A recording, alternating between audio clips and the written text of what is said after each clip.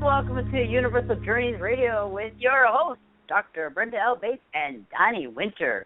Follow your heart, for only you know which path is right for you. Universal Journeys Radio is about how spirituality intersects with nearly every other aspect of our lives, even when we do not see it or realize it.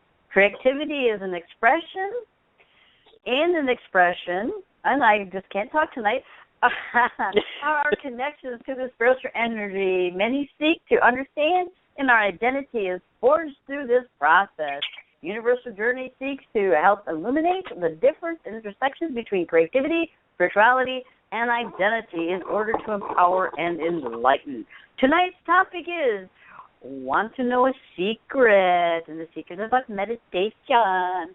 So our call-in number is 347-850-8292.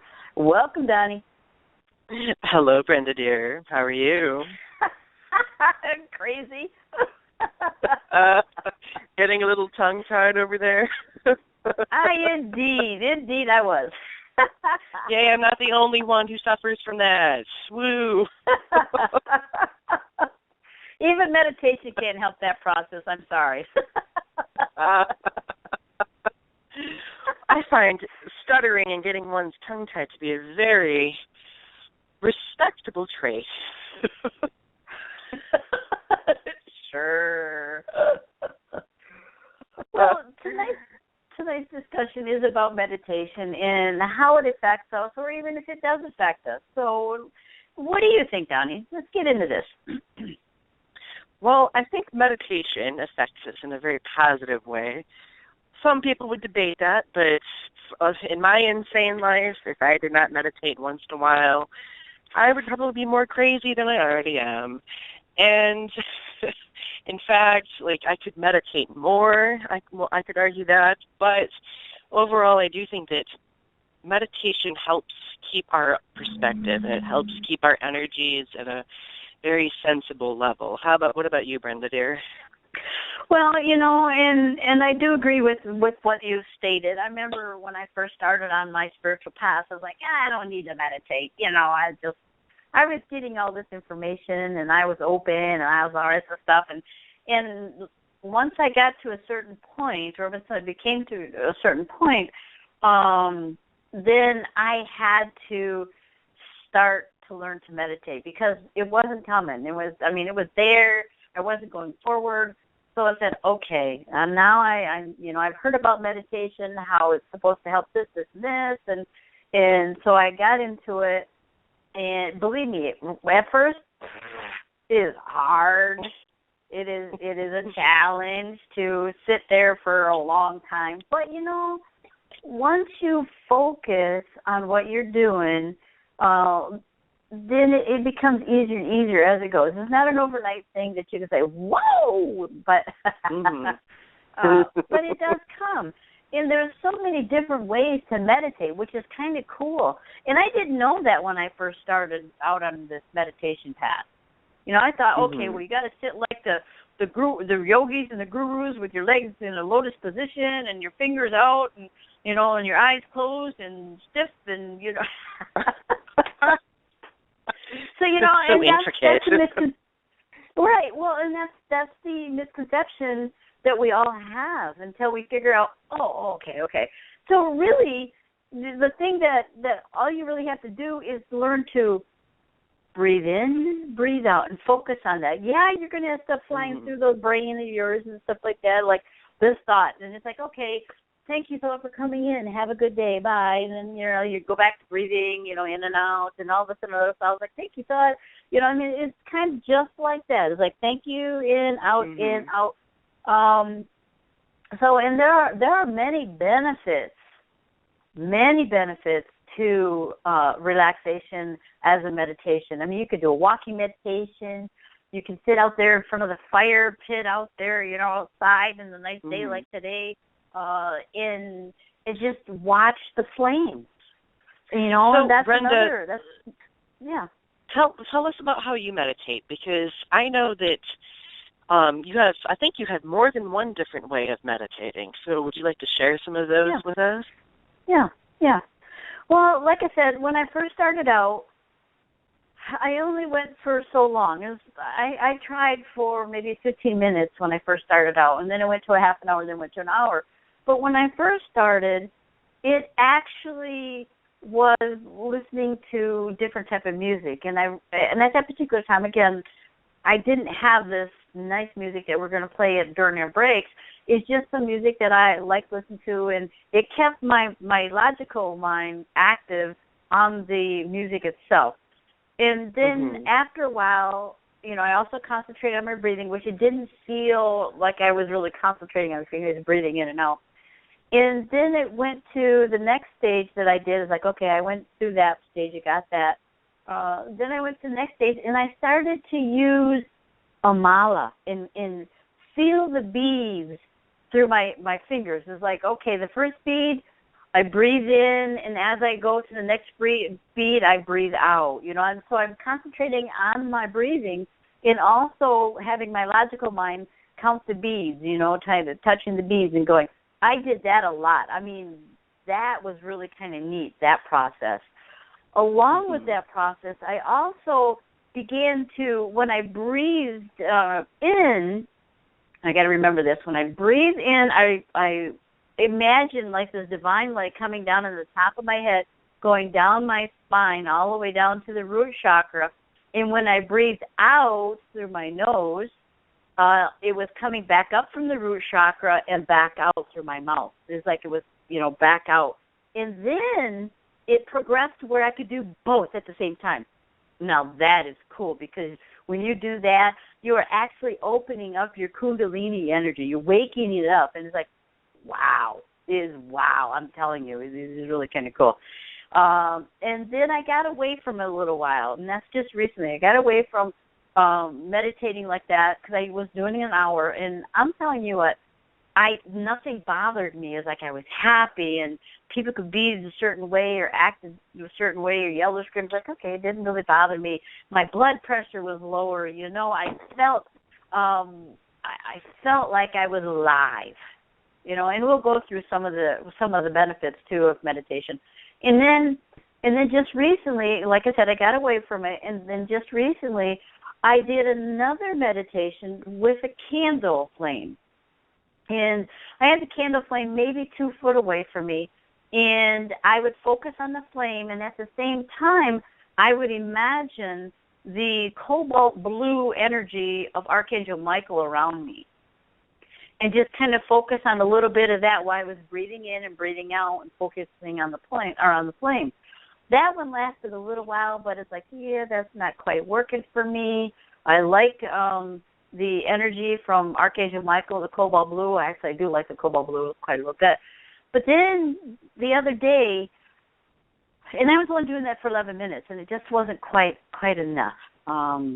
So the other day, I was at a women's getaway retreat at a YMCA camp, and I sit in the cabin, and for an hour, all I did was focus on my breathing. I mean, seriously, focus on my breathing. And believe me, thoughts came in, I had to do just like a thank you, be on your way, and focus back on the breathing. And I got to like 3/4 of the way through the hour, and all of a sudden, whatever it was that was holding me down or holding me back, it lifted. I mean, I literally felt like that darkness kind of lifted out.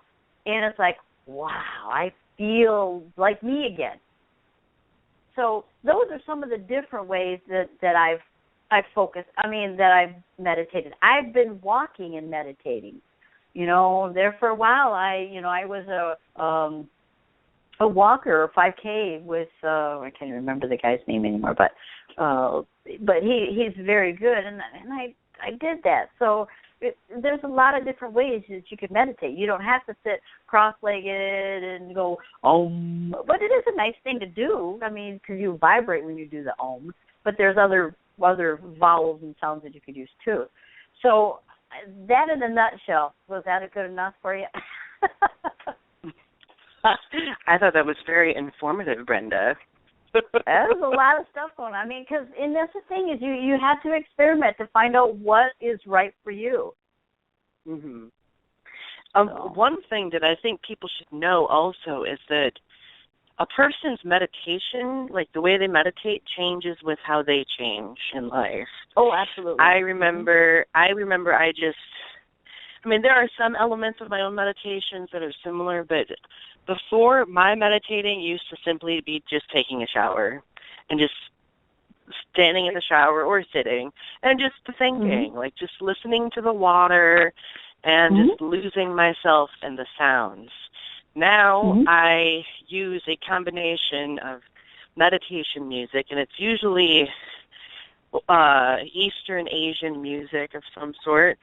And I have a different song that helps me focus myself in a specific way. And I discovered this a couple years ago, actually, and it has helped me stay focused, and it has helped uplift my energy. Whenever I am listening to music like that, I always imagine that a tree is growing from the center of me, and it gradually, as part of it reaches toward the sky, another part of it digs deep into the ground, and I feel grounded, but at the same time I feel uplifted. And that's my process that balances me overall. For other meditation processes, I sometimes go for walks outside. That really gets me grounded, just being around nature. Meditation can be as simple as that even. You were talking about fire. Fire is definitely one of another meditation thing that I use. Storms, and also a lot of people have destinations or places they go to where they meditate. For me, it's Lake Huron. I feel so unbelievably at peace and focused when I am at Lake Huron that, it's one of the best meditation places that I can think of. I don't know, do you have any specific places you go to? Not so much. Outside, definitely. Well, I do have my little sanctuary out behind the house that I go to, and that seems to work really well. But not, I like Lake Huron too. That's my lake. That's what I consider my lake. And so, but other than that, not so much. Not so much. Well, one thing they do. Go ahead. Go first, Brenda. I want to say, and one thing they do suggest when you first start out is to meditate at the same time in the same place with loose clothing. So that way it gets you into the energy, gets you into the flow, and you're on a time schedule. For me, it's like, okay, when I get time, I'll get it, because I have such a busy schedule. So a lot of people don't realize that meditation does not necessarily just have to happen at home too. Like, people can find meditation no matter where they are, and this is actually something that I've been realizing as I've been going to grad school, because with the crazy schedule that I've had, I haven't had the time to do the meditations that I normally do. And since I'm in a different environment, the energies around here, like the land-wise, aren't necessarily compatible with what I'm used to in Michigan, which we've talked about before. Right. But the other day, I remember the other day, I had barely gotten any sleep the night before. I was super stressed out. I had to give a presentation in an hour, and I basically felt like it was going to be a train wreck. And I just told myself, I was like, Donnie, you need to bring it in. You need to breathe.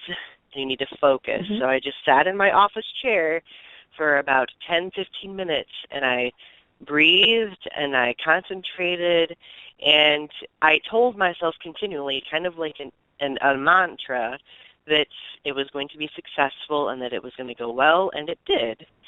So it just goes to show you that even if you're in a stressful situation and you don't have much time, you can manage to meditate. You can find that meditative state no matter where you are.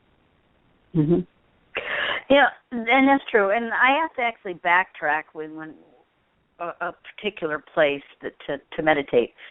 If I have a particular stressful day, Okay, it doesn't matter if it's at work or somewhere else, and I'm driving home. I find myself driving to the little church down the hill from me and going to the grotto. The grotto actually has a resurrected Jesus with his hands up. And if I need anything, and if I need, enlightenment or upliftment or whatever, I go and sit there at that grotto, and I seem to just let everything go from there. That's my spot, really. That is my spot. So yeah, it's and the interesting thing is, like, building off from what you were just saying, is that there are different energies depending on the place you go to. That church you were talking about, has a specific purpose that it serves when you need it, and when you need it, you go to that location. Right. Just like I know when I come home to Michigan, within the first couple days, I'm going to be going over to Lake Huron because I really need water in my life. I need that energy in my life because I've gone almost an entire year without it. So it's something that I know spiritually and energetically that I need. I have a suggestion for you. When you do come home, instead of going over to the Tawashes, go up to Thunder Bay in Alpena. I'm telling you, that energy up there is totally awesome.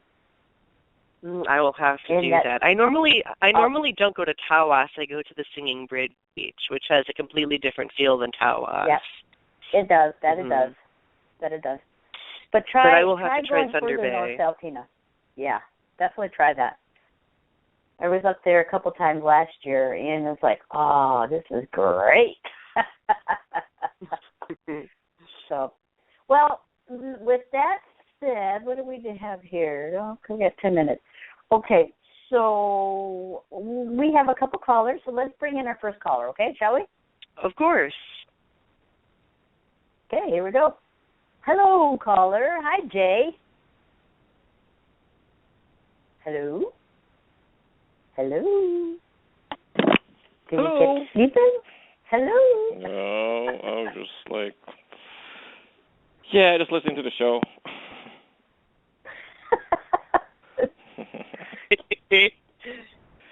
Sounds you like almost you caught were me again, actually. And sleeping back there. No, just listening to the show, just thinking, I go, oh, okay, and then all of a sudden I heard my name. Well, anyhow, hello, how are you doing? Great, how are you? Good, and how are you? Good. You're talking about meditation. That's a very interesting topic because I took a 6-month meditation course back in 2003 that lasted September 2003 till March 2004 with a lot of breaks in between. But after that, we went to Thailand for a meditation retreat. It was cool at that time. Wow. Interesting. So what is your thought on meditation? How does it help you? Well, you got to look at how the body actually works in some sort of way. Let's start with I always give an example. If you take your spring from a pen, okay, and you coil it, okay, what happens is when you release it, it releases energy, okay. Now, if you think about our DNA, it looks something like that. If we are stressed, or if you come trauma, or maybe you have an accident of some sort, like a car accident, or spring or our DNA coils, okay, compresses. So if you look at people, sometimes their backs are out, or there's holding some sort of tension somewhere, right? That's basically our DNA, which is actually holding that energy of whatever it is. So with meditation, I find that if you're kind of like I always say, silencing your mind.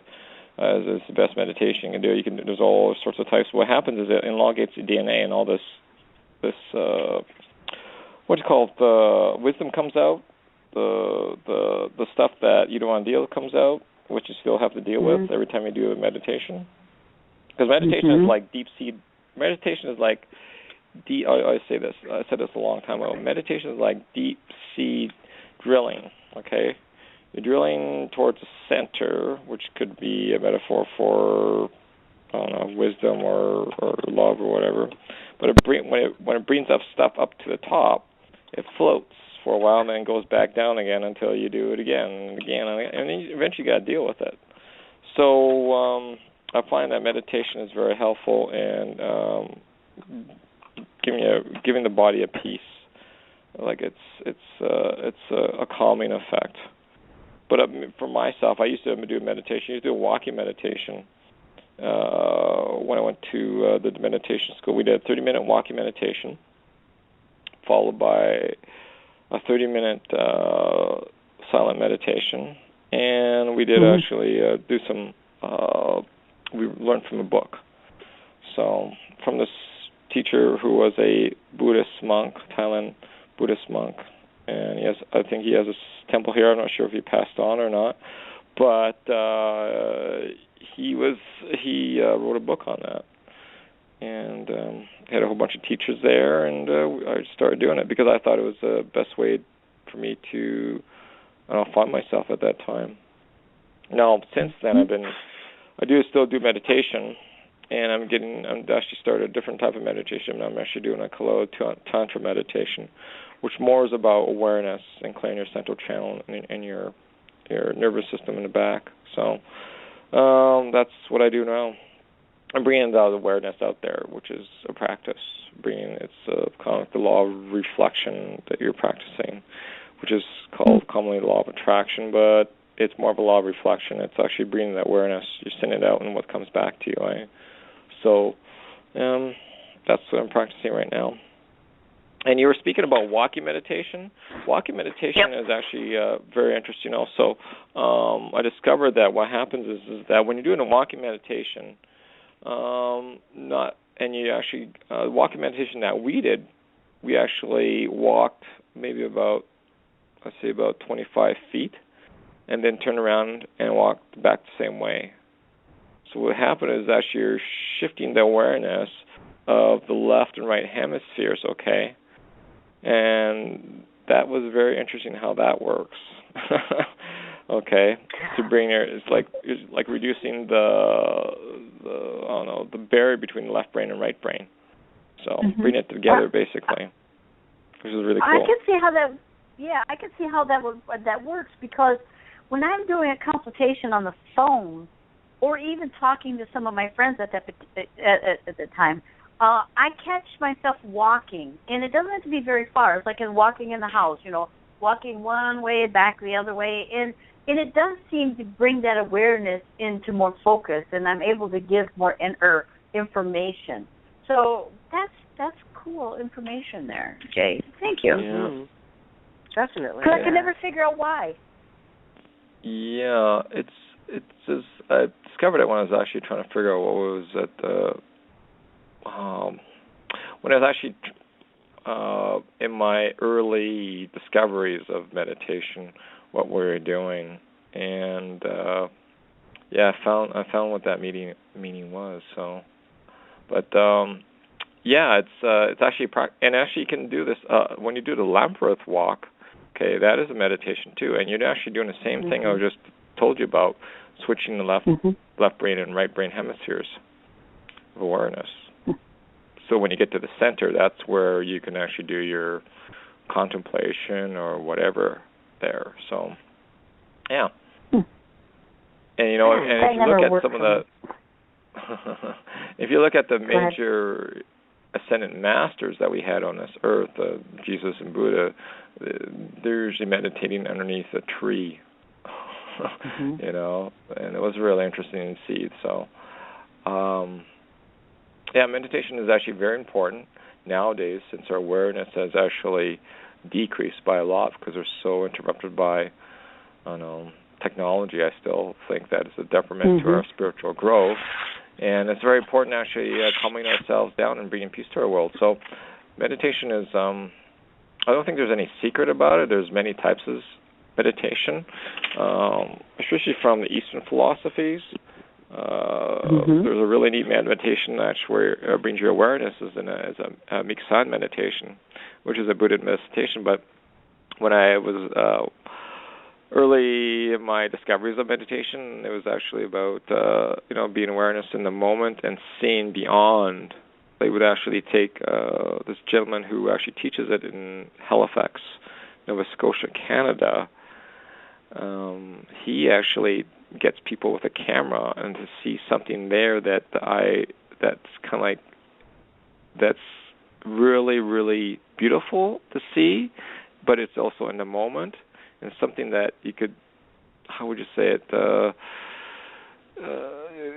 It's beyond normality, if you want to call it. It's normal, but it's just something they see beyond the eye, and that's a beautiful meditation. And there's all sorts of different types of meditation too. There's the walking meditation, and there's that type of meditation, and there's a guided meditation, which is so cool. Also, it reaches into that state too.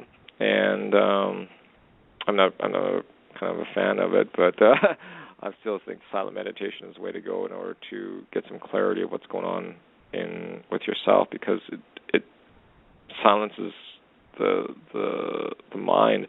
Also, it's about practicing, about letting go, because one of the aspects about meditation that I took in the course is that when a thought came to us, we would not even recognize, we would observe it for briefly and let it go.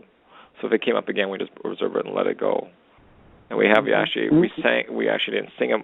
didn't sing anything. We just had a very short mantra that we just kept saying to ourselves all the time to keep us focused in that state. And it was only 30 minutes. And our teacher told us that if you're going beyond that, you lose focus. You lose that focus. So, yeah. Let's go. Well, with that said, we're going to go to break. And welcome back to Universal Dreams Radio with your host, Brenda L. Bates. Oh, I forgot the doctor there. And Donnie Winter. So to give everyone a few details about the song that just played, it's called Cherry Blossoms, and it's on a CD called Lifescapes the Orient. So if you are interested in this type of music, you can find it, I believe you can find it on Amazon. It's really beautiful music, and it definitely raises my energy level when I meditate. So I figured we'd share some of it. Yeah, it's a pretty music. So, it's pretty cool. So, let's bring Jay back in on this. Because we've been having some wonderful discussion here about meditation, different things. Excuse me. So, part of the benefits of meditation is you'll have lower blood pressure. You have improved blood circulation within the body.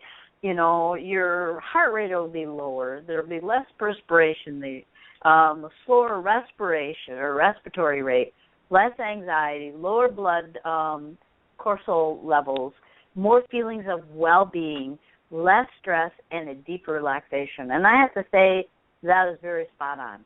There are other benefits to it too, but that's very, very spot on. Mm-hmm. Yeah, I would definitely say that sounds right. Yeah, and funny, the cool thing about it, which I realized that when I went from meditating for a whole hour, which is something that I feel I need, it's like, I need it, and then I got away from it for so long, it took a while for that sensation, that feeling to go away. So I was like, okay, now all I have to do is when I need it is to get back into the meditation. For me, not everyone, but for me, a whole hour and in a place that I'm not going to be disturbed, and I don't need music. I don't need my mala anymore. I'm just sitting there relaxing. My legs are not crossed, but sitting, relaxing, and just concentrating on my breathing, in and out. And like Jay said, is letting things go, releasing, letting it go, it doesn't matter, letting it go, breathing in, breathing out. And it's just a great feeling. And like I said, if you get it just right, you will feel that the Kundalini energy, which is a coil down at the base of the spine, it will uncoil and come up around the chakras and out the top of the head. Some people say it goes the opposite way. I've always felt it from bottom to top, not top to bottom. And everyone's different. So, kind of a cool thing. I really do like meditation. I don't know why I fought it for so long, but hey. I came around Speaking of retaining, letting things go, it's a very interesting subject because every day we face so many different social situations. We face work, we face friendship, just situations that have the potential to be very taxing on an individual. And we retain so much from those. We internalize so much. And what meditation teaches us is how to accept those things and to let them fall away and not, impede us in any way. Mhm. Mhm. I agree. And the other thing too is it's almost like a repellent too. This is kind of interesting because when you meditate, it's like a repellent. You don't hang on to that stuff, even though it's happening around you and stuff like that, and you can kind of see through it, and it's like poof, and it's a repellent. Okay, that's your stuff. Okay, that's your stuff. Poof, poof, poof. Type of deal. And you're more, you have a clear mind when you do that too. I mean, it's not clogged up with all this or that, it feels clear. It is clear. Mm-hmm. Definitely. And you can think. You can boom, ba boom, ba boom. Think this real quick. Boom, ba boom. Somebody says something. Oh, boom, right back. Fast comeback. It's nice being able to just let go for a while because I'm one of those people. I always have, I will go to bed at night and I will be making lists in my brain, to-do lists of what I need to do the next day, situations that I need to mentally prepare for, and to meditate. Sometimes I meditate before bed actually because it's the only way that I can hush all of that preparation going on in my mind for the next day, because sometimes it just gets out of control. Yeah, for me, I don't like to meditate before I go to bed, and there's one reason why. It's because I hate falling asleep through meditation. Because I feel like I didn't finish. And that was part of my issue. That was part of my issue with the candle too. Is I was looking at the candle, all of a sudden I find myself almost falling asleep. It's like I'm not looking at the candle anymore, and I'm like, oh, where am I? But that's part of channeling too. You can learn to channel that way as well, and that's kind of what I was looking at. Mm-hmm. However, within that process, I think that's where some of that heaviness come in because I was opening up to channel. And that can be an interesting vehicle, and I don't want to channel like that. I realized that. I was like, nope, sorry. Don't want to go there. And that's why I stopped doing it. Speaking of channeling, there are a lot of interesting things that a person can do with meditation. It's sometimes it can go beyond just simply, focusing and relaxing yourself. And we were talking about guided meditation, or we mentioned guided meditations earlier too. And I've done a few guided meditations. They are very interesting experiences.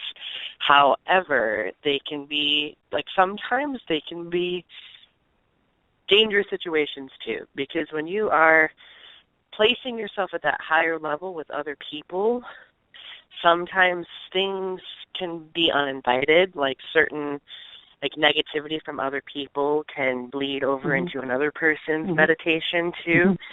And if anybody decides to do a guided meditation, definitely make sure that you do it with someone who is experienced and with people who I would say you are familiar with, because that would limit the potential any negative effects of doing a guided meditation. I don't know if you have any feedback with guided meditation or not, Brenda, but that's just been my experience with it. Well, any type of meditation, and I've always done this, and it's just one of my things, and hopefully other people do that too, and realize that you're right. When you go into meditation, there are possibilities that you're going to get something that you don't want. And I don't know how often that happens, but it could happen, and it has happened. So what I do is I put up my four corner angels, or I call them my sentinels, in the four corners, and make the energy field a protective place and stuff like that. And I burn a candle and I burn incense. So I protect myself that way, and that seems to work pretty good. Even if I don't have the incense or the candle, I still put up my protective guards out there, my pillars, my sentinels. And they keep me pretty well protected. So in meditation, I mean, when you meditate, you also become more aware of your surroundings. I mean, that's like a side effect. You become more aware of what's going on in the differences and things that you didn't notice before you start noticing. Yeah, and I have demonstrated a different level of awareness, an elevated level of awareness, but I've also been in guided meditations where that awareness has been, how in most meditations, at least when I do it for myself, I establish like a circle, kind of like a bubble around myself. And sometimes when guided meditations happen, that bubble is thickened too much where nothing can filter through at all. Or maybe there is no bubble sometimes, which can be not always a good thing. But I've always felt, that having some sort of bubble like that allows energy to filter back and forth to an extent is a good thing. Well, and it is, because, and I've experimented with that on the energetic level. I've tried to do the really thick one and everything else, but you got to be careful, because if you do the thick energy of protection, you have to breathe, okay, and you have to be able to function in there. So you can't forget to put in there, okay, I can be able to breathe and I can move, and I mean that's the protective thing all the way around. And so that's a good point there, because if you make it too thick, you're not getting anything in. You're not allowing anything.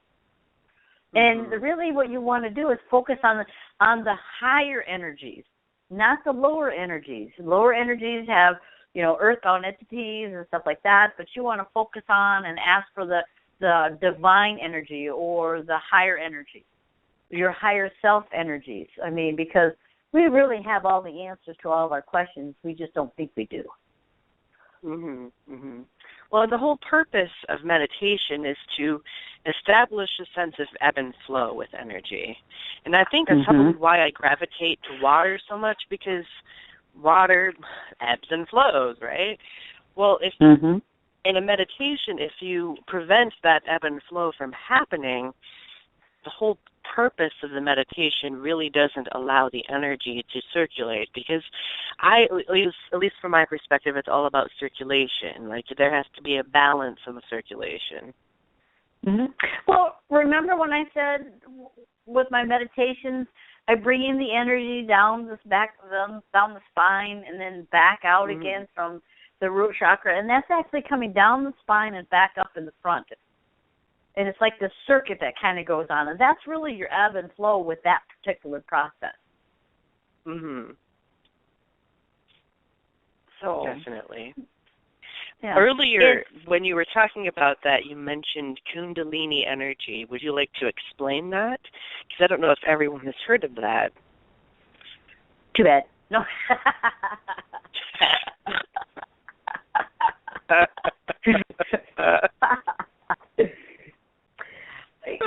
I don't know if I'm quite ready to explain that to the listeners. But that's fair. Everyone has a Kundalini coil, and it's like a snake, if you want to call it. It's coiled like a little snake. And when you do the right meditations, and there's a meditation that you can do with Kundalini. It's a Kundalini meditation. But it activates, and when it does, it becomes uncoiled, and it goes up around the chakras. It's kind of not around, but one side, and it comes up the other side of another one, and so on and so forth. When it does that, it actually clears up your chakra system, your energy system, and it clears it and it clears it out. Now, for me, there's many different ways that I do this. Not everyone can do this. At least I don't think so. I can actually raise the energy and push it out of my body. And when I do that, it clears the brain. It also clears that gunk out of there. I mean, I learned that from my beloved Patrick before his passing, in several years with him on the energetic level. It was quite interesting because the Kundalini energy is really a sexual energy, and it's just kind of, it's hard to explain, but once it's activated and it clears up through the chakras, you can feel like this warmthness that's coming up from the depths of the first chakra and up through each and every, and the energy just kind of builds and it kind of goes, and it's like, then it releases out the top, and it's like, wow. But if it's done incorrectly, it also can harm. So, and that's what I've heard. So you just kind of got to be careful and make sure that you know what you're doing and you have a right teacher to teach you how to do that. And the Kundalini energy too, the Kundalini energy too, you can also experience it from a loved one on the other side. That does happen. That is interesting. Yeah, it's quite interesting, and part of that too is there are books out there. One in particular is called Sex Magic K. It's got a K. It's Sex Magic, and it talks about the energy and how a loved one could come in and create the energy bond between the two of you, and also physical people if it's done correctly with the same thought pattern before the orgasmic release is, and if they do it at the same time and they release that energy up and out with the same thought, they can manifest with that energy. It's very powerful stuff if you know how you know what you're doing with it. And one could argue that a sexual situation could be considered a meditation as well, because there is a circulation of energy, there is a release, there is a sense of letting go, and I mean, and it brings people to an elevated level, I think. So I sincerely believe that, I mean, even that could be considered meditation. Yeah, it depends on your intent. I guess maybe intent. I mean, I never really thought about having intimacy with someone as a meditative aspect, but I think with the Kundalini, if you did that with that, I think that would be cool. I think that that would qualify. Well, also with Kundalini, from what I know of it, and keep in mind my understanding of it is very limited, but a person doesn't have to necessarily be in physical contact for that energy to exist. Absolutely. That's correct. That same energy can exist no matter how far apart they are, which is what you experienced with Father Patrick, right? Yes, that's correct. That is very correct. Because we've never had that intimacy in the physical form, but we had it on the spiritual level. And that is a whole new realm in itself. And I don't know how many people actually know about it or have talked about it or heard about it. It's a whole different dynamics. It's a whole different paradigm. And I can tell you, not long after his passing, because we had this connection with raising the Kundalini and things like that, I might as well go there now, because of him still being connected to his thoughts on earthly plane, and then my fear of him being alone when he was passing, he was able to help me to raise my to raise the energy, that Kundalini energy, and come out and bring it up. So much so that my thought went right to him. It's like, okay, I'm raising this energy. He's helping me raise this energy. I want to know if he passed away by himself or if he had loved ones around him.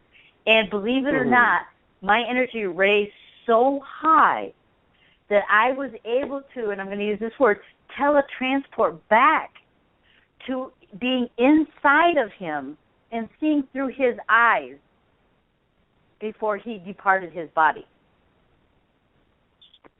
I remember specifically the people around him down toward the bottom of his bed, and the doctor who was he was an Indian doctor from India. And he had a tie and he had a purple shirt on. I remember specifically, if I seen him today, I would know who he was. And I remember the doctor coming closer to him and him saying, don't touch me, I have to leave, I got to go, I got to be with her. Mhm. You know, and it's like my thoughts going, I got to get the hell out of here because I may never get back. But it was like, holy cow, talk about going in another dimension, you know, and I went back in time. Literally, it was like, I know there's more to this life than meets the eye. You know, people can bash it, people can poo-poo it, people can do whatever, but I know it is real because I have been there. I have done it. I have experienced it. Wow. So and people assume that these things don't exist because they don't understand it necessarily. Yeah, they have no idea. And the reason that they have no idea is because they haven't experienced it. You know, people are going to say, that doesn't happen, that's not, because they've never experienced it. But when you experience something like that, you can't deny it that it doesn't work. And I can tell you, this was not his memory. Okay, I literally went back into his body. I felt what his body felt like. Okay? Because I was still me, but I was there. I saw the lights in his room. I saw everything through his eyes. And that wasn't an uncommon thing between the two of us. Because there are times when I was sleeping and he was awake that I actually saw through his eyes things that he had been reading. Okay? And he was able to see through my eyes on when I was in the internet and on the internet or where I was at and different things like that. That is a twin soul or twin flame connection. That's no soulmate connection. That's a twin flame connection. Yeah, that's much more. There's much more depth to it and power to it than just a soulmate connection. Yeah, much, much more. And once you have that connection, it's hard to be with someone else because you know what it feels like to have that connection, and you kind of sort of expect it with someone else. And when you don't get it, it's like, yeah, well, you know, well, can't go. Yeah. It's definitely true. I don't think I personally have encountered anything like that yet in my life. But it's just amazing. I mean, there are so many things out there that people don't realize because they've never encountered it. And then there's some things that they've encountered that they're saying that's not real, and it really was real. Oh, that's my imagination. No. Yeah, in a matter of speak, but you know, it was real, and it was real. Talk about denial, right? Absolutely. It kind of goes back to the radio show, my other radio show, when we talked about twin flames and soulmates and some of the people on there. That was quite interesting, actually. And for those of you who don't know, I know Brenda won't plug for this, but I totally will. Her radio show is called Follow Your Heart, and it's really awesome. Yeah, it's on Tuesday nights from 7 to 9. So, yep, and it's not on this station. It's on Follow Your Heart station. But anyhow, it's just, I could talk about this aspect of this connection forever because I've had so many experiences with it. And things that I didn't realize could happen actually was happening, and I had to research it and find out what the heck this was. And some of it I couldn't. Mm-hmm. I had to find it out on my own. You know, that's like spearheading through this whole process. You know, even to a point that some of it, Patrick didn't believe that this connection was real. He was telepathic. With all of his prayers and meditations that he did while he was becoming this priest person that he was. I say priest person. But when you do it right, you're going to get these abilities. You know, and that's why I believe that you have a lot of Catholic priests who have these abilities and they don't let you know. And that's how they get the charisma to give money, you know, and so on and so forth. Definitely. Just an idea. Just an idea. Definitely. And it's interesting because I feel like would you argue that you discovered this through a meditative state, like the whole twin flame concept? I would not say that about meditation, although it could be considered a meditation, I suppose, but not necessarily through meditation, because that was the time period of like, and I was being told constantly, you need to meditate, you need to meditate, and it's like, no, I'm not meditating, I'm getting all this stuff already. And I think it was because of Patrick already having it that I was able to so easily get it or receive it because of that connection. Mm-hmm. So, I mean, I learned a lot. I learned a lot. That during this time frame, I also learned Reiki, and so Reiki, that was quite interesting. I don't do necessarily Reiki. I can use it, but I don't use it. But yeah, yeah, I've never done it before either. But I mean, one could even argue that is some sort of meditative process. True. Because it involves the circulation. Yeah, it involves the circulation of energy and the letting go of that. And I'm going to use one of your words, that guff. Thanks. I like my words. I love your words. Good. I'm glad you love my words. So, with that said, we are at the top of the hour. The top of the hour, we're going to play some music, and it's going to be a little bit longer, but I'm thinking you're going to enjoy it. So it's going to be like 6 minutes and 10 seconds. So here we go. Enjoy the music, and we'll be right back after. And welcome back to Universal Journeys with your host, Dr. Brenda L. Bates and Donnie Winter. Donnie, do you have some plugs that you want to plug out there? Of course I do. I always do. So if you enjoy listening to our shows, if you go to Facebook and type in Universal Journeys, you'll be able to find our Facebook page. We post a lot of awesome things on there. And also, if you just go to the URL bar and type in facebook.com/universaljourneys111, that's another way of finding us. Also, if you are ever on YouTube and want to check out my YouTube channel, my YouTube name is Donnie Winter. Very original, right? So go check that out. Back to you, Brenda. Sweet.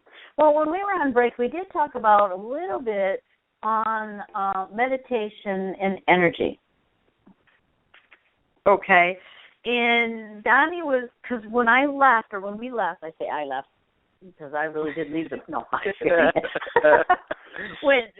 When we left, I was talking about the connection with Patrick and myself, and how that could be also a meditation. And at the time that I was, you know, in this energy, I really didn't look at it as a meditation, but yet, in fact, it could be.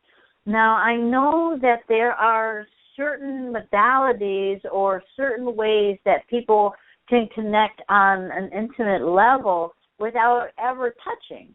And when you sit across from one another, okay, and you can move your hands in front of an individual, and you can touch them, feel them, or even your thought or back and forth.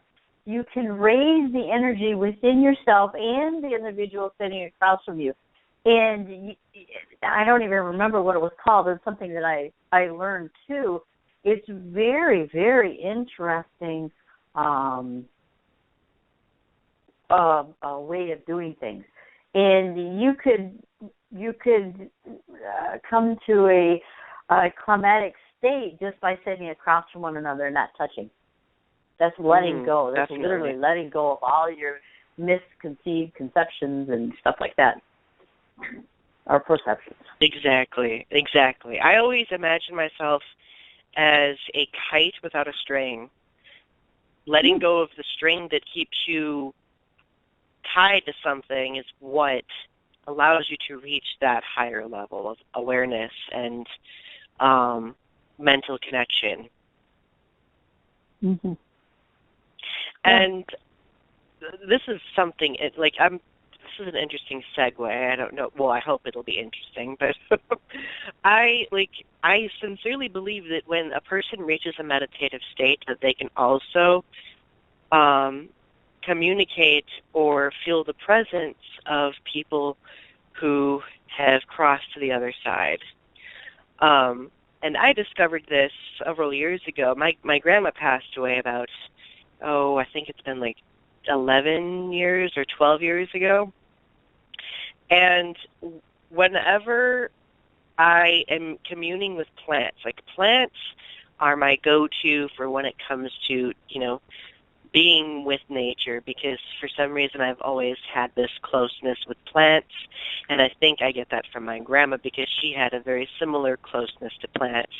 Whenever I am meditating around them, or if I'm outside, like sitting under a tree or whatever, I can feel her presence, and sometimes I can actually hear her speaking through the tree or the plant, and sometimes if I'm focused enough, I can actually say something back. And it's interesting because I feel like in a way plants and trees and other life forms or natural objects could be considered a conduit for people to communicate with, whether it be other people who are still alive or people who have crossed to the other side. So I don't know, Brenda, if you've had any experience with that or not, or if you have any specific scenarios. Oh, absolutely. I mean, I was down in Peru in 2004. And I guess you could consider this a sort of meditation because some of the things I was doing. I was in what is called an ayahuasca ceremony, doing ceremony with ayahuasca. Ayahuasca is plant medicine, or the spirit of the plant. Not meditation, but the spirit of the plant. You would drink this concoction of different type of plants and herbs and stuff like that, and you would drink it, and after a little bit, it can be kind of harsh on the body when you first do it. But the energies in Peru, they're so very high, and if you're really intuitive and in tune, it is pretty doggone awesome. Mm-hmm. When I was down there, everything was heightened. I became aware of everything. And during this ayahuasca, what had happened was happened to be a blue moon, which is a very, very high energy moon. It happened to be a blue moon, and I'm sitting there with this shaman woman and a couple of my other comrades who were there taking or doing the ayahuasca as well. And before we did this, we asked the shaman woman, okay, what can we expect to see or feel or whatever during this process? And she mentioned that we could possibly see our ancestors coming up the river, on a boat, and a lot of lights in the boat and things like that. And I'm like, okay, all right. But that's not something I was focused on. So with all of this going on, I'm sitting there and I'm just kind of enjoying the moon as it was shining upon us. It was so beautiful, and we were like 2.5 hours up on a tributary of the Amazon River, and it was just so beautiful. And I remember when they closed the curtain, I was mad. I was like, oh, you took it away from me. So I just sit there and like, okay. And then all of a sudden, as I'm sitting there, and it's really dark, I'm sitting there, and this man came up to me. He was cross-legged. He was didn't have any shirt or clothes on up from the waist up. Okay, so automatically I said, "Oh, hello, grandfather." And then my logical brain goes, "You're no grandfather that I know." But once I met him, he stayed with me for the rest of my time in Peru, which is kind of neat because there's other things that happened in Peru. But to get back to the ayahuasca and that type of meditation, I was also able to see several different things that transpired. Like there was 2 guys that popped up, one above the other one. One had a beard, one was clean shaven with blonde hair, the other one had dark hair. And then I saw 2 mountains with white caps, snow-covered mountains that came in different times. And I saw a woman and, that was there with me and teaching me, and so I kind of sort of knew what that was about, not till later, though. And then I saw a stream with trees that were not native to the Amazon or South America, but were native to northern United States, say like Michigan, stuff like that, say like the birch bark, the birch trees and things. So they were on the bank of this river. And then the river was coming from the left to the right and flowing down. And then that scene went away. Then I saw a bunch of animals, different animals come up and talk to me, kind of like, oh, here I am. And I was able to, pet them and stuff. And then the stream came back and it went the opposite way.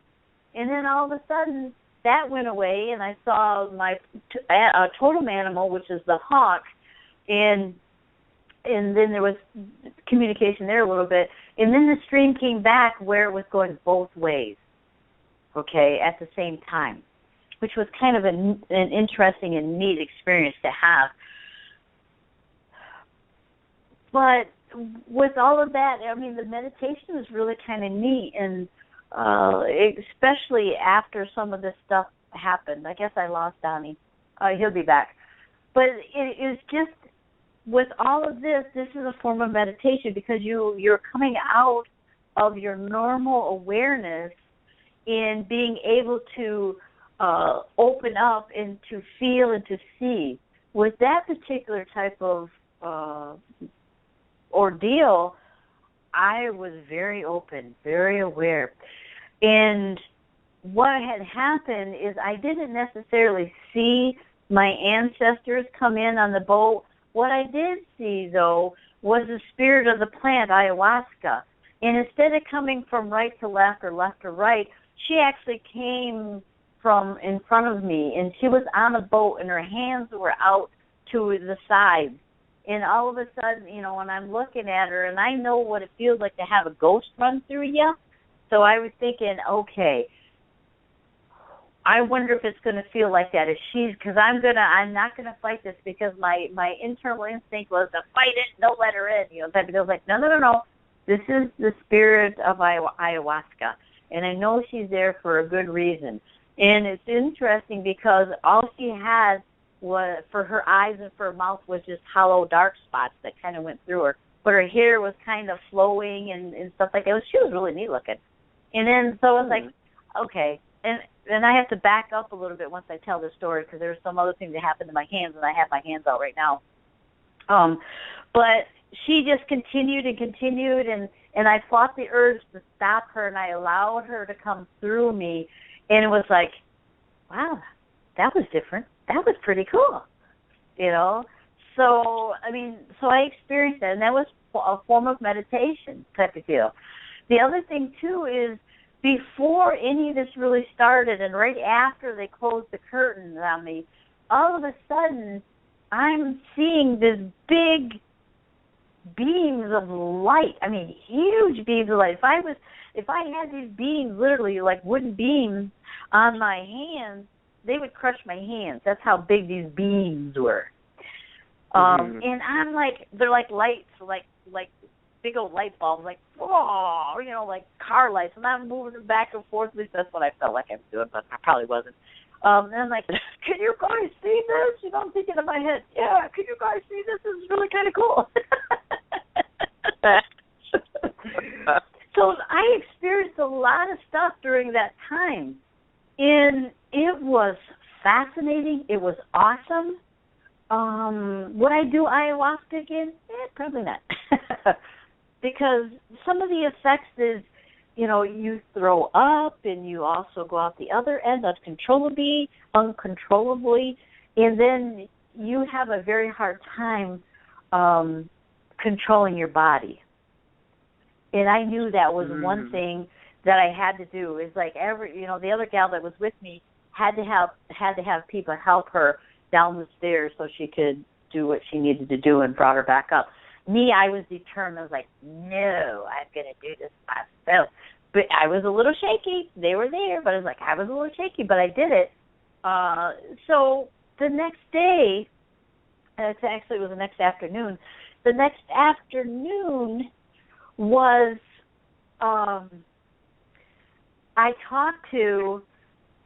we went back to the shaman lady, okay? And when we asked the shaman lady, when we were there, it's like, okay, what happened? You know, what did you see? Because she can travel with you and things like that. And the first thing she said was, you guys didn't do anything. You didn't see anything. I'm like, oh, wait a minute here. Like, wait a minute here.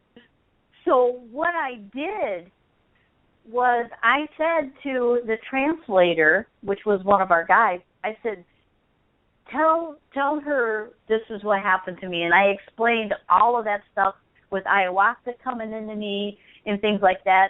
And once he translated to her, she looked at me and she pointed and she said, next shaman. I'm like, whoa, that's pretty cool. Although this is I'm totally not a shaman. awesome. Yeah, I'm not a shaman, but, you know, hey, it's possible. What I didn't know was the first time that you take or you do ayahuasca, you normally don't get anything. It normally takes you 3 times. The third time is when you start to get the vision quest and the visions and stuff like that. I had no idea. I had no idea. We all have different heightened levels of ability when it comes to working with energies. So, and I think it's always been something that's been a part of you. It has, because while I was in Peru, it's funny because Patrick was still alive. And while I was in Peru, Patrick, he did not want me tuning into him. Because I tried. And every time I tried, he's like, no, don't. And what it was is he was being in tune or kept in tune with me because he knew it was not a safe place there. But he wanted to make sure everything was right and stuff like that. He literally stepped back, but yet not far enough where he couldn't see what was going on, but was to allow me to be able to experience what I need to experience. Did he like me going to Peru? Absolutely not. Because I went there without any type of protection, as in, you know, a guardian or someone armed guard or something like that. He did not like that at all. Which is kind of funny because I did get him back. Because he went to some places that were not so cool, and I had some friends who helped out there. So this was his, and he did mention that in the book that he wrote about our relationship, which is kind of interesting way he wrote it, but it was there. I knew what he was talking about anyways through the book that he wrote. And that book, if you'd like to read it or purchase it and read it, is called Sacred Obsession, by Father Patrick Bascio. And the Bascio is Bascio. So great book, a lot of I don't even know the relationship aspect within the book. Actually, with four different characters, were him and I in each one of the characters, except for the Celia's husband. That was actually my husband he talked about at the time. And I can attest this is a good book. I have read it too. There is a lot of depth to it.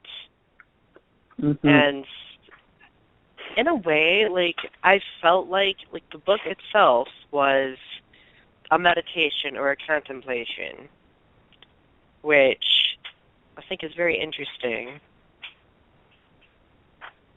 Yeah, and I could say that. I mean, contemplation definitely, because he was writing this book for a long time, because where it ended was, when did I leave there? I left there in, I think, 2000, 2001, and that's when he actually, he wrote it. He wrote up to that point. And then after that, he had moved away type of deal, and we still stay connected because he does mention some things about Peru that happened in 2004. So and that's quite interesting, because we were really not communicating on a physical plane, where he was able to get this on a spiritual plane, and that's where he received the messages, and he was connected. That was his way of saying, yes, I was connected. The book didn't come out until after his passing, because I think he was afraid to put it out there in what I might do or say. So yeah, because I would have went looking for his butt. Well, there was a lot of honesty and confession in that book, so it makes sense that he would be hesitant to release it. Yeah. And like I said, both of us were intertwined in the three characters. Even though it might not seem like it, but I know it, and it was quite interesting. It's a good book. It captivated me from the word go. I was crying all the way through it. So I don't know if I would. I could feel the energy emanating from the book itself. Like, I could tell that there was a lot of emotion surrounding it. Yeah, and I can only go on my emotions of it. I don't know what other people actually feel when they were, if they were to read it. I don't know what they would feel. So, but it's a good book, anyways. I mean, he has plenty of other books out there too that if you would be interested in reading, because there's another book called Mafia Don that he wrote, which is a novel. And some of that information in there was also part of him giving me some information that I asked for on the spiritual plane, and he explained it in the book. And then toward the end, there's some mention there too, but you guys no one else would know that but me. So he was a very, very good writer. Very good writer. Are these books, can they be found online anywhere, like Amazon? Yep, they can be found in Amazon. They can be found in Barnes & Noble. They can be downloaded to Kindle. They can be downloaded to the Nook. They can be bought by paperback or hard copy. I think they can do hard copy. I know paperback for sure. So there you go. That's cool. Yeah. So it's just a neat thing. It's just, I mean, this stuff meditation and the connectedness, the Kundalini rising, it's all a part of all of this stuff that can be such a wonderful gift if you allow it, if you open up, and guided meditation, I don't do that as much. I'm not good at that, but I can tell you, Deb DeRusse, she is phenomenal. She's the one who is partnered with Deb Markham here on Mystical Awakenings Radio, who are our sponsors. And she is phenomenal with that. I mean, when I'm in one of her classes, I go where she leads, and that's just a natural thing. And that's not something that I do. Mm-hmm. So as a teacher or a leader with that part of it. So, but she is phenomenal, and I thank her for that. She's just cool. So, Deb, we love you. Yes, Deb, we do love you. So, now, Jay, I don't know if you know this, but I brought you back in on the conversation, so if you wanted to say something, you could do so. Just saying. Yeah, I just cleaning while you were talking, so. So, yeah. Jay, cleaning. Cleaning. You know, one thing about is when you do meditation is about letting go of attachments.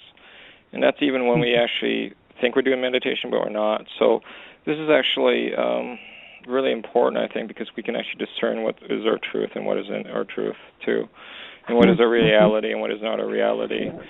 So that's, if anyone's going to be doing meditation, they may get hooked on doing the guided meditation and getting all these interesting guides and everything else, and where to go to the safe place and everything else. And I feel that the story is there, but the thing is that it really is not about that. I feel it's just you learn so much about the silent meditation in so many ways that it really it's quite actually profound and simple. Simply doing nothing and emptying out your mind is really profound. So it really is a practice also, a consistent practice, not a once in a while practice, but consistent practice. Right. When I took some courses, I took meditation too, the guided meditations, and you go down to the brook and all this other good stuff, and I just okay, well, that's nice to know. So, but I think we always have an expectation after that of getting something out of the meditation when you ask people how the meditation is, and if they're not even, and they're going to say, well, it was good today, but all meditations you get something out of it, so in a positive way. And I think that depends on where the person is at too, because you're gonna grow to the next level, and after once you grow past the guided meditation into the individual meditation like you're talking about, but everyone needs to start some way, and the guided meditation is an excellent way to start it. So at least my point is for that. Now, right now, we're going to go take our last break. Jay, you're going to stay on with us, okay? So I'm just letting you know that ahead of time. So here we go. Okay. We're going on a break. And welcome back to Universal Journeys. Our topic is meditation. And is it good for us? I think it is.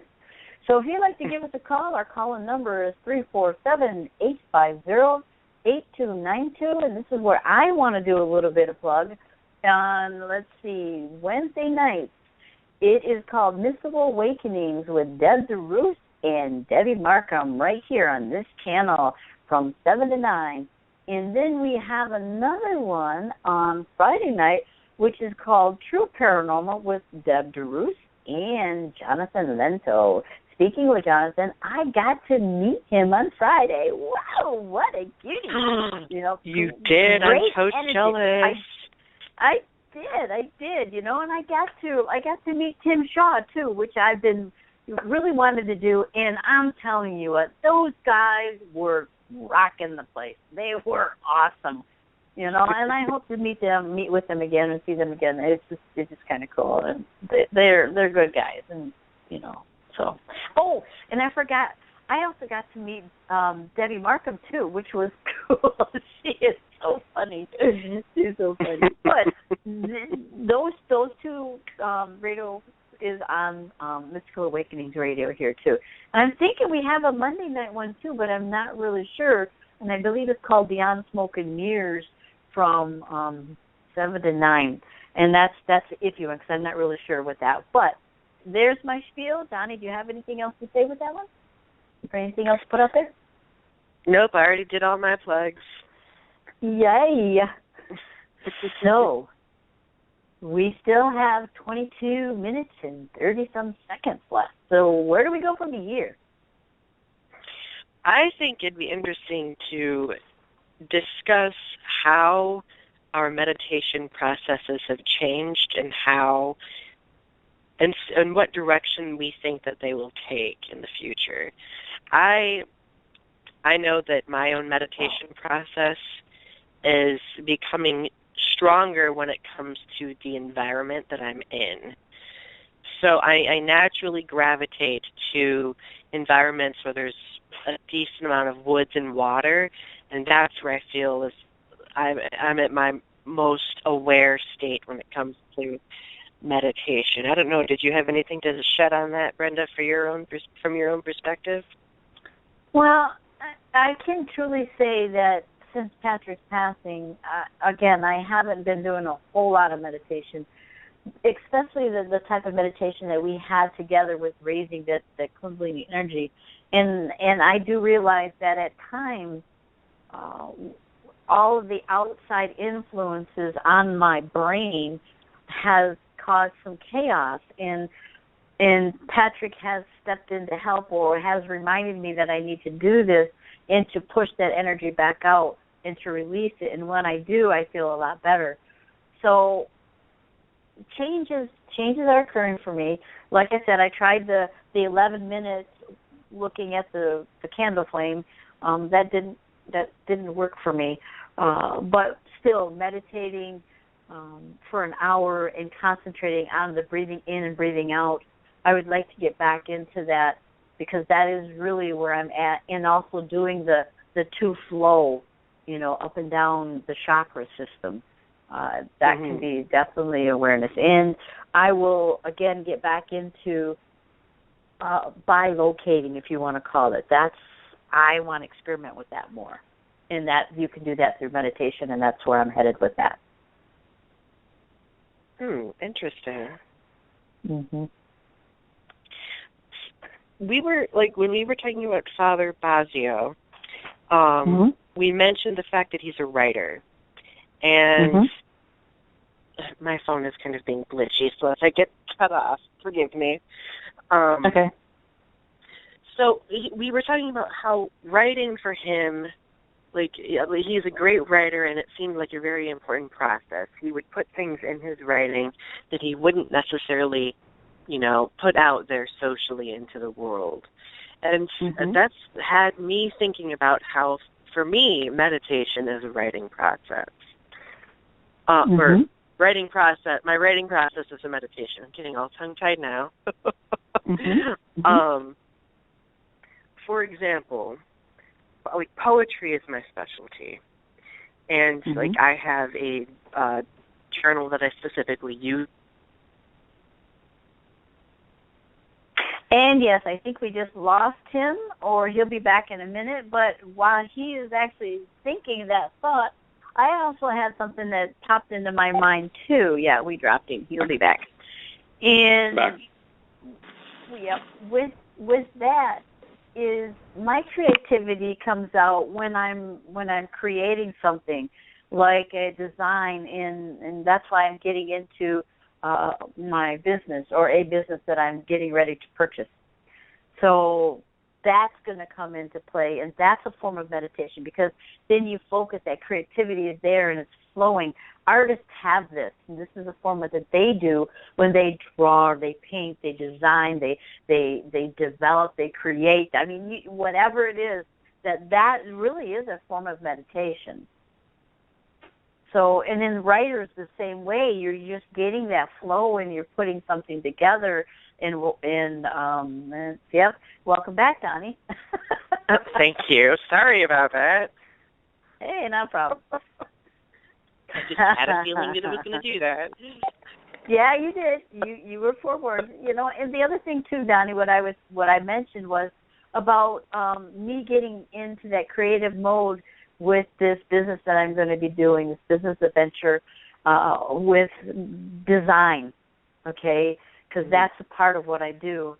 And because I am an artist, even though I don't do regular paintings. And then you with your poetry, and Jay with his writing, and Patrick with his writing, and creating, because Patrick actually did one of the first Swahili dictionaries online. He put one of those together online. That was another offshoot of his creativity. Oh, absolutely. You know, his book just wasn't about, you know, these different type of relationships between one another. He also had some political books out there too. Several books. I mean, he's written several books, and I'll have to check out some of his work. Yeah, his area of expertise was more in the political arena. Okay, and he had a PhD in several PhDs in humanities, actually, and so I mean, he did. He was. I mean, this man was a dean at one of the colleges, down in the Caribbean. Yeah, he just did a lot of different things, and couple of his later writings had to do with relationships between guys and gals and stuff like that. Mm-hmm. So he did a plethora of things. And that's why I keep getting told, you can write. It's like, yeah, right. Well, I think you definitely can. I could. I suppose I could. I just have to get over my fear of my dyslexia, because that hinders me. I don't think I have a big deal, but it does hinder me. But it's something you're working on. I have something I'm working on, yeah. Mm-hmm. So, and I think once you break through that one barrier, you'll realize that writing is a more cathartic process than you realize. And like building on from what I was talking about before my phone just decided to die for a second. See, writing for me is taking those emotions that I have inside that I don't always express, and I just put them on paper. I don't know how it'll turn out. I don't know how it'll be, but it turns into something. So in a way, I always equate poetry as sculpting with words, because you're taking words and you're arranging them and situating them in different ways. And that entire process raises me to a higher state of awareness. And I know a few other people that it does that for. And it doesn't just have to be poetry. It could be writing in general, or doodling, or whatever, Yeah. Hey, Jay, do you feel that does that for you too? Is that a form of meditation as well? I find that when I just actually wrote a poem right away after I did my meditation. Didn't get anything from meditation because I just don't do that type of stuff, but it allowed me to be creative in that moment and create a nice little poem. So, and yeah, creativity is everything actually when it comes to that. So meditation is a great way of doing it. Yeah. I think it is too. I agree with you with that in many ways. I just find that what's really important about meditation is consistency. Like I said, when you start beginning the meditation, and like I said, it could be the guided meditation, you don't do it for 7 minutes. But if you keep telling yourself, I don't have enough time to do it, then basically what are you saying for yourself? I just don't want to do it, basically. I don't want to go there, right? So, and also when stuff comes up for you, and it will come up for you for anyone who does the meditation, it brings up stuff that you don't want to deal with, the dark side, the mirrors and stuff like that you don't want to deal with. And you got to deal with them because it'll just keep coming up. Most people bury that like a tire in a garbage dump, which rises to the top again, and you got to deal with it like that too. It's a metaphorical statement. So, yeah, and I feel that we got to bring some peace to ourselves to create peace around other people too, like Gandhi said, right? So, Yeah, Mm-hmm. Yeah, they're all so correct on that. So, yeah, just practice, and Definitely. I don't think it's in the consistency. Yeah. It's interesting that we're. Oh, go first, Brenda. No, go ahead. No, I was going to go off in a different direction. You keep going. No, that's fine. I just kind of was getting ready to cough there, and I didn't want to do that, so go ahead.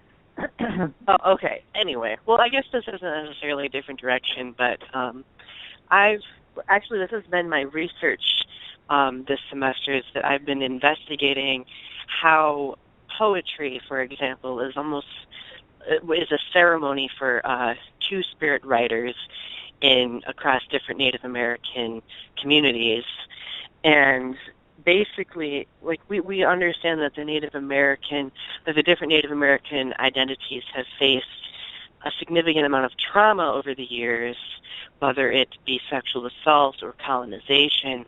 And poetry, I've realized, has been a means for them to resist and a means for them to heal, because they're taking that trauma that they've experienced and they're putting it on a piece of paper. They're distancing themselves from the trauma so that they can observe it, but they're not ignoring what happened to them. It serves as a means of looking at it from an interesting perspective and recovering from it. Mm-hmm.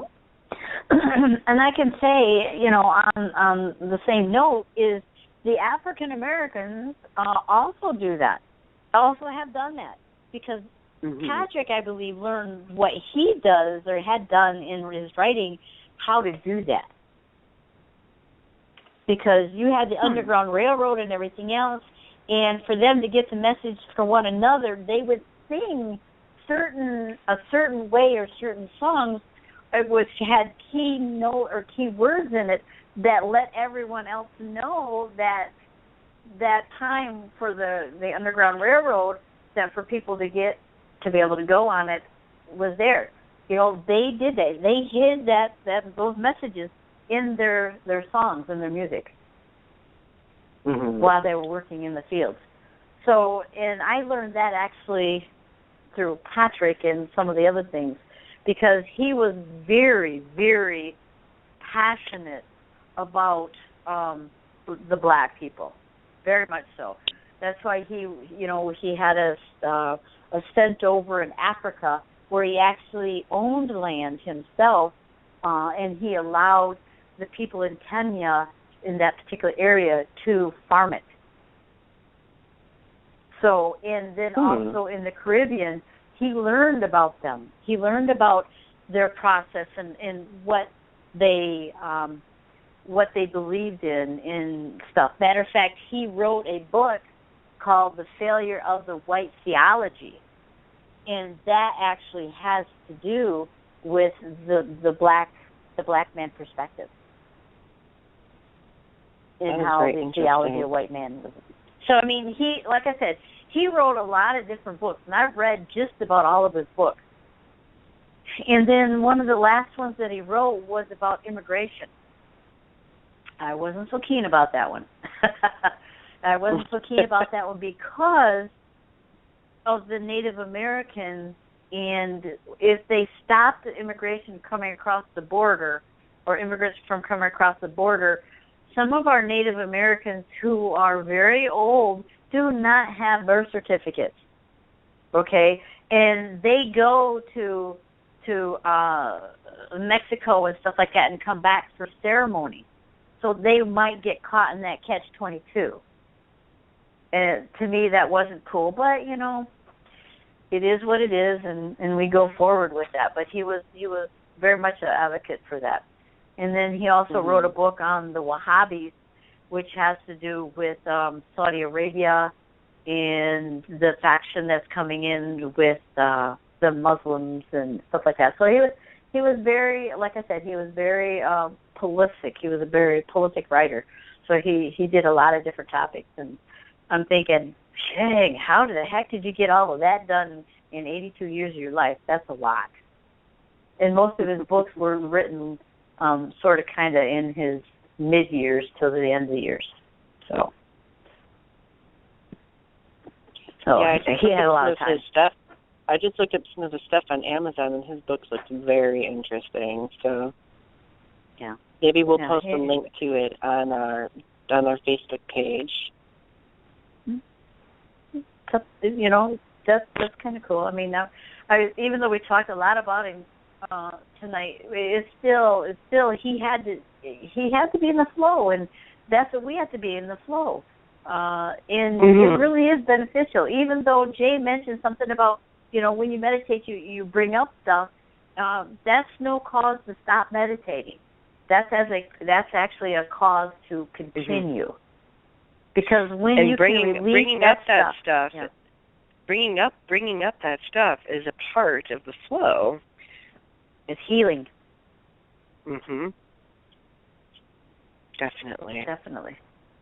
And I think once people equate that with healing, then they are they're liable to allow it to come to the surface. Very much so. Very much so. It's all about getting through that fear. Yep. And it really, if you meditate through it and you know, embrace it, I guess you could call it, and continue to meditate, it really is a safe way to do it. It's a safer way to do it. Jay, would you say that it would be a safer way to do it? A flow of going? A way of flow? When we were talking about, you know, the dark stuff coming up through our meditation, wouldn't you say that it would be a safer way of doing it through meditation versus having, you know, going out and having it, you know, perpetrate outside of us, you know, in everyday life situations? So it's law of reflection. You know, what's going on in you and yourself is reflected what's going on in other people. So yeah, it's a safer way of doing it. It's what you do with it. I mean, if you bring it up and write it down and just leave it, nothing's going to happen. But what are you going to do with it? Are you going to move on, forgive it? Are you going to tackle it? Or are you just going to be aware of it? I mean, there's all sorts of possibilities there, but usually it's, you know, moving on with it, or you know, it's also dependent on the situation too. So the thing is that, yeah, it's a really can't say. It depends on the situation too. But most of the time, it's about, you know, bringing it up and dealing with it basically, and it's some of it's simple too. I just find that the meditation really actually, how would you say it? It balances out what you're doing. If something comes up, meditation seems to balance it out in some sort of way. It's just love, basically. You bring up the love within yourself forefront. So, yeah, positive, negative, or whatever you want to call it, that labeling that. So, yeah. Well, the other thing too is with the meditation, and when it is brought up, there are other techniques that you can do with that. Is like the emotional freedom technique, which is EFT. You can tap it. You can tap all the way through down to that last core. Okay, and I'll give you a quick example. When I was younger, I would say maybe 5 or 6, probably 6, when I was in Montana, I was sexually abused. And that stayed with me through my whole life, okay, until I learned about EFT. And that's when Gary was still alive. He was the founder of EFT. That's when Gary was still alive. And we were able to download a free manual, EFT manual, and to learn about it. So what happened, and it just kind of corresponded with Patrick being on the Internet and talking to me at the same time, even though I technically didn't know it was him because he had, you know, an alias, but I knew it was him. So I'm over here, and Patrick brings up something that triggers this emotion in me about this issue or this incident. And so I'm tapping, and as I'm tapping, and different issues came up, he was with me. Patrick was with me all the time, and I would tap it. I mean, I'm bawling, man, and I'm tapping and doing my stuff, and another aspect of that came up, you know, another thought when I was doing it, and I tapped that thought, and then I tapped another thought. To this day, that day that we were there together on the internet, I was able to get rid of that emotion in 2 hours. Totally gone. It doesn't bother me anymore. I can talk about it. That emotion is gone forever. I remember it, but I don't remember the emotion that was attached to it. Mm-hmm. Yep. Letting go of the attachments. Yep. It was Emotional such ones. a profound thing. So it can happen. If we want to let it go, it can happen. If we want to work on ourselves, we can do it.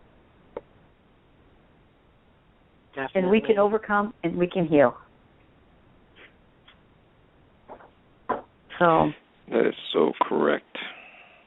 You're right. Yep. Thank you. You're welcome.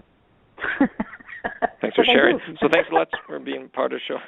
Thanks for allowing me to be part of the show, and we'll maybe catch you next week. So thank you again. You are most welcome. Thank you, Dave, for coming. Okay, take care. Okay. You too. Thank you. So, with that said, guys, thank you very much for coming and joining us on the Universal Journeys radio show with myself and Donnie Winter. We had a great time, a great discussion. And, yes, meditation can help you on all levels, many, many levels. So if you haven't gotten into it, try it for 5-10 minutes. If you have, continue. If you've gone away from it like I have a little bit, get back into it. So with that said, see you next week. Thank you for being here. And follow your heart, for only you know which path is right for you.